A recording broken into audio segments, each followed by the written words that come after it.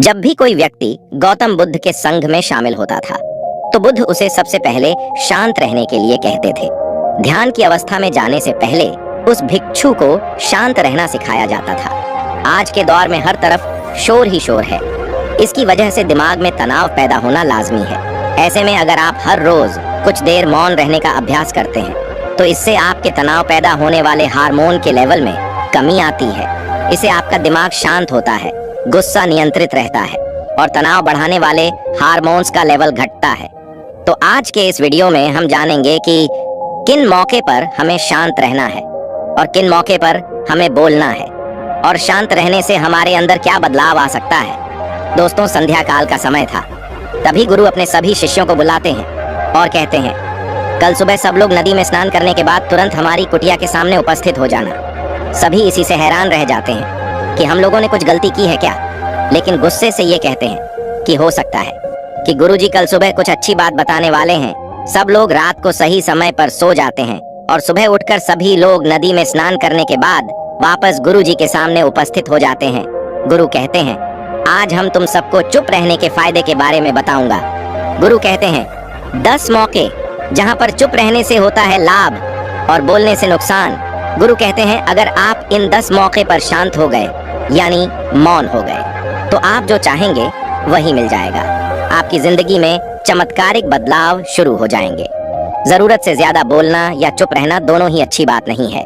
जैसे जरूरत से ज्यादा बारिश हो जाना या फिर धूप दोनों ही दिक्कत देती है, उसी तरह अनावश्यक बोलने से भी काफी नुकसान होता है। गुरु कहते हैं कि पहला ऐसा मौका जहां पर व्यक्ति को चुप रहना चाहिए, बिना तथ्य के ना बोले। अगर आपके पास कोई तथ्य नहीं है तो वहां चुप रहने में ही भलाई है। चुप बैठने से दिमाग में नई कोशिकाओं का निर्माण होता है और इससे ध्यान की वृद्धि होती है। बोलने में भलाई वही है जहां आपको किसी चीज के बारे में पूरा ज्ञान हो।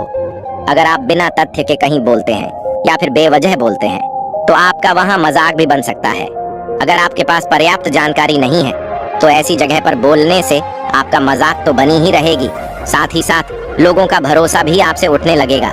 इसलिए ऐसी जगह पर शांत रहो जहां तुम्हें पता ना हो कि क्या बोलना है क्या नहीं।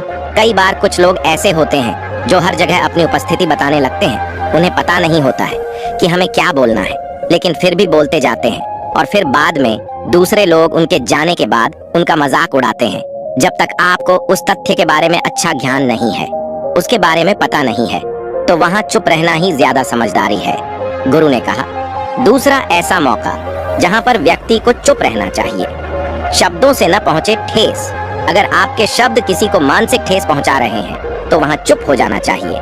कमजोर व्यक्ति के बारे में कुछ भी बोलकर आप महान नहीं बन सकते हैं। महान आप किसी कमजोर का साथ देने में बनेंगे। कई बार होता है कुछ लोग अपने से छोटे व्यक्ति को भला बुरा कहते रहते हैं। सामने वाला इंसान तो कद से आपसे छोटा है, वह आपको कुछ नहीं बोलेगा, लेकिन आप उसकी नजरों में गिरते चले जाएंगे। हो सकता है कि कल वो भी आपसे पद में बड़ा हो जाए। पद में आपसे जब वह बड़ा हो जाएगा तो आज जो रवैया आपका उसके साथ है, आने वाले समय में वो भी आपके साथ वही करेगा। आप किसी को नीचा दिखाकर बड़ा नहीं बन सकते हैं। बड़ा बनना है तो अपने से छोटे लोगों का इज्जत भी करना सीखो और साथ ही साथ बड़े लोगों का भी सम्मान करना चाहिए। लोगों को लगता है कि अगर वह अकड़ कर बोलेंगे और सामने वाले को नीचा गिराने की कोशिश करेंगे तो वो बड़े बन जाएंगे, तो ये उन सब की भूल है। बड़े होने की बजाय आप उनकी नजरों में गिरते चले जाएंगे। गुरु ने आगे कहा, इसलिए शिष्यों तुम सब जब भी बोलना तो आदर भाव से बोलना ताकि तुम्हारी बात लोगों को अच्छी लगे। बोलने में भाई बहन, माता पिता, मित्र इत्यादि संबोधन शब्दों का इस्तेमाल जरूर करना। इससे तुम्हारी मान प्रतिष्ठा तो बढ़ेगी ही, साथ ही साथ लोगों की नजरों में तुम समझदार व्यक्ति बनते जाओगे। गुरु ने आगे कहा तीसरा मौका जहां पर व्यक्ति को चुप रहने में ही भलाई है, क्रोध या घृणा करने वाले लोग। जब कोई अपना या सगा संबंधी आप पर क्रोध कर रहा हो, आपका अपमान कर रहा हो, तो आपको उस वक्त चुप रहना चाहिए ताकि सामने वाले का गुब्बारा पूरी तरह से फट जाए। आप यदि सही है तो उसे कभी भी माफी मत मांगो और चुप रहकर ही सही समय का इंतजार करो। वो खुद आपसे माफी मांग लेगा जब उसे अपनी गलती का एहसास हो जाएगा। गुरु आगे कहते हैं कि अगर आपका कोई सगा संबंधी आप पर क्रोध कर रहा हो और आप उस समय शांत है तो ये आदर सम्मान देने की निशानी होती है। इससे ना तो कोई छोटा होता है और ना ही बड़ा। अगर आपको क्रोध आ रहा है तो आप या तो वहां से किसी का अनादर किए बिना चले जाएं या फिर चुप रहे। क्रोध करने से आपके रिश्ते खराब होंगे। क्रोध करने से हमेशा क्रोध करने वाले व्यक्ति का ही बुरा होता है। गुरु आगे कहते हैं कि एक बार की बात है, एक सांप जंगल से भागते हुए किसी राजा के घर में पहुंच गया। लोगों ने छेड़खानी की तो वो सांप बहुत ही गुस्सा हो गया, जिससे घर में जो तलवार पड़ी हुई थी उसी को लपेट कर कसने लगा और धीरे धीरे उसका पूरा शरीर कट गया। ठीक उसी प्रकार हमारा गुस्सा भी हमारे शरीर को तलवार की भांति काटता रहता है। गुस्सा ध्यान से खत्म होता है। प्रतिदिन अगर आप ध्यान की मुद्रा में बैठे तो आपका गुस्सा आपके नियंत्रण में रहेगा। गुरु आगे कहते हैं कि ये तो यह तरीका है कि आप प्रतिदिन ध्यान का अभ्यास करें। इससे आपके शरीर में जो हार्मोन्स गुस्से को बढ़ावा देते हैं वो सब तुम्हारे नियंत्रण में रहेंगे, जिससे तुम्हारे शरीर गुस्से पर आसानी तरह से काबू पा लेगा। लेकिन एक तरीका ये भी है कि जब भी आपको गुस्सा आए तो आप ये समझने का प्रयास करें कि क्या मेरा गुस्सा जायज है या नहीं। हमें वहां पर बोलना चाहिए कि नहीं। जब आप खुद इस बात का आकलन लगा पाएंगे तो आपको खुद पता चल जाएगा कि हमें गुस्सा करना चाहिए या नहीं। फिर भी आपको गुस्सा आ रहा है तो आप वहां से हटने का प्रयास करें, वहां से दूर चले जाएं। धीरे धीरे समय के साथ आपका दिमाग शांत हो जाएगा। गुरु ने कहा, चौथा ऐसा मौका जहां पर इंसान को बहुत ही समझदारी के साथ काम लेना चाहिए, वहां पर आपको चुप ही रहना चाहिए। जहां पर उस मुद्दे से आपका कोई संबंध ना हो। अगर आपका किसी मुद्दे से कोई संबंध ना हो तो वहां आपका चुप रहना बनता है। बिना किसी वजह अगर आप दूसरे के मुद्दे पर बोलेंगे तो ये आपके लिए अनिष्टकारी होगा। इसमें केवल और केवल आपका ही नुकसान है। जल्द ही आप कहीं भी किसी दो लोगों के बीच हो रहे विवाद में जल्दी अपनी टांग ना डालें। अगर सामने वाला आपको बुला रहा है अपना झगड़ा शांत करवाने के लिए तो ही आप वहां पर जाएं। किसी की व्यक्तिगत जिंदगी में दखल अंदाजी नहीं देनी चाहिए जब तक कि वो व्यक्ति आपको नहीं बुलाता है अपने झगड़े को शांत करवाने के लिए। कुछ लोग फालतू में दूसरे के विवाद में कूद पड़ते हैं। इससे उनके मान सम्मान और मर्यादा पर लोग उंगली उठाने लगते हैं।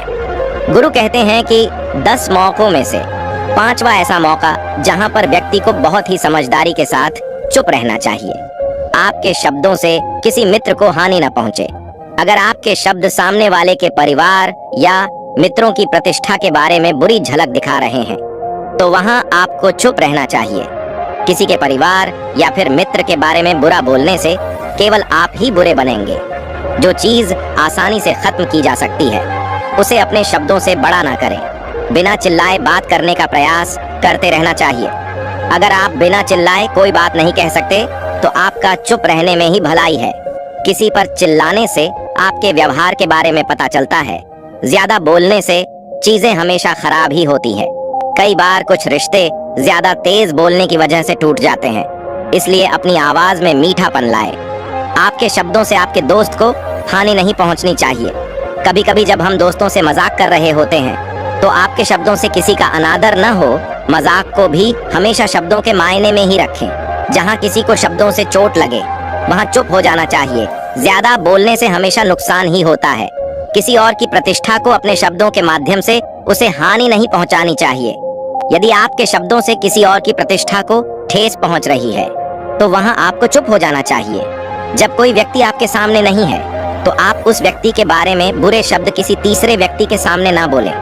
गुरु कहते हैं, छठा मौका जहां पर व्यक्ति को चुप रहना चाहिए। जब कोई कर रहा हो किसी की बुराई, जब कोई आदमी आपके सामने किसी तीसरे आदमी की बुराई कर रहा हो तब तुम्हें चुप रहकर बस सुनना चाहिए।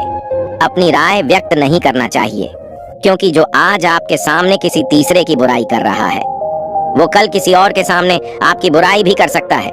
यदि आपने कुछ कहा है तो नीति शास्त्र के अनुसार जो अपने मुंह को बंद रखता है और बुद्धि से काम करता है वही इंसान समझदार होता है। बिना जरूरत के बोलना, किसी के बारे में किसी के बीच में बोलना, ये गलत बात है। कभी कभी हमारे लिए बुद्धिमानी इसी में होती है कि हमें अपना मुंह ऐसी जगह पर नहीं खोलना चाहिए। गुरु आगे कहते हैं कि 10 मौकों में से 7वां ऐसा मौका जहां पर व्यक्ति को चुप रहना चाहिए। जब कोई नहीं समझे आपकी भावना। यदि आपको लग रहा है कि कोई व्यक्ति आपकी भावना, दुख या परेशानी को शब्दों में नहीं समझ रहा है, यदि आपको लग रहा है कि सामने वाला व्यक्ति आपकी भावना या दुख को या आपकी जो परेशानी है उसको वह समझ नहीं पा रहा है या समझने का प्रयास ही नहीं कर रहा है, या वह आपको ध्यान से सुन ही नहीं पा रहा है, तो ऐसे व्यक्ति के सामने आप चुप ही रहे, क्योंकि ऐसे लोगों को आपकी भावना या दुख से कोई मतलब नहीं होता है। ऐसे लोगों को अपना राज बताकर आप पछताएंगे ही बाद में। इसलिए हर किसी को अपने मन की बात नहीं बतानी चाहिए। अगर आपको लग रहा है कि सामने वाला आपकी बात को नहीं समझ पा रहा है, आपकी भावनाओं को नहीं समझ पा रहा है, तो वहां पर आपको नहीं बोलना चाहिए, क्योंकि ऐसे में आपका मजाक ही बन जाएगा। जब आपको लगने लगे कि सामने वाला आपकी भावनाओं को ठीक तरीके से समझ रहा है, आप जो कह रहे हैं वो ठीक से सुन रहा है, तभी आप उसे अपनी बात कहें। गुरु कहते हैं कि 8वां मौका, जहां पर आपको चुप रहना चाहिए। जब कोई इंसान अपना दुख व्यक्त करे, यदि कोई इंसान अपने दुख या परेशानी को आपको बता रहा है, तो इसका मतलब ये है कि वो आपको अपना समझ रहा है। ऐसे में तुरंत ही उसे समाधान बताने के बजाय चुप रहकर उसके दुख या समस्या को सुने। उसके दुख या समस्या को किसी और को ना बताएं। वो इसलिए नहीं बता रहे हैं कि आप उसकी समस्याओं का समाधान कर देंगे, बल्कि वह इसलिए भी बता रहा है कि सामने वाला उसकी बात को समझ रहा है। कई बार बताने से दुख कम हो जाते हैं।